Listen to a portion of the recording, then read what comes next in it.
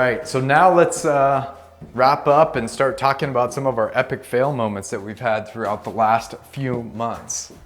So as we talked about during our last shoot, we had some definite epic fail moments. I would say that the ones that I'm going to talk about today are probably not as extreme, and some people probably would have predicted these, and they're laughing at me still because they've even said, yeah, I told you that was probably going to happen.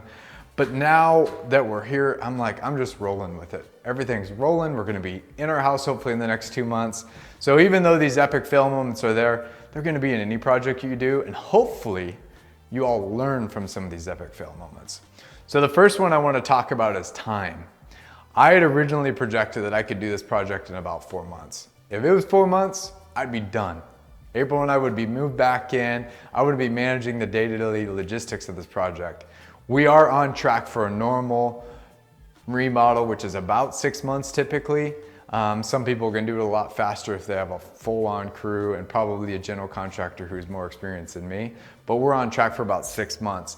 The big setback that we had, and I think the learning moment, was we had a contractor who was our electrician, unfortunately ended up with stage 4 cancer.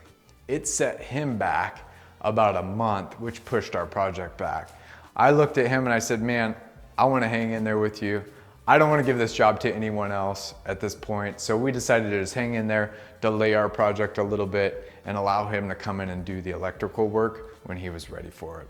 So I think the learning was, yeah, I could have had another contractor. I could have bid it out with a couple of other electricians, which I looked at. But the reality is, it's like, you know what, an extra month, still be quote unquote on time, which everyone said that it would take me 6 months. I'm okay with it. But always look at having multiple contractors in your network.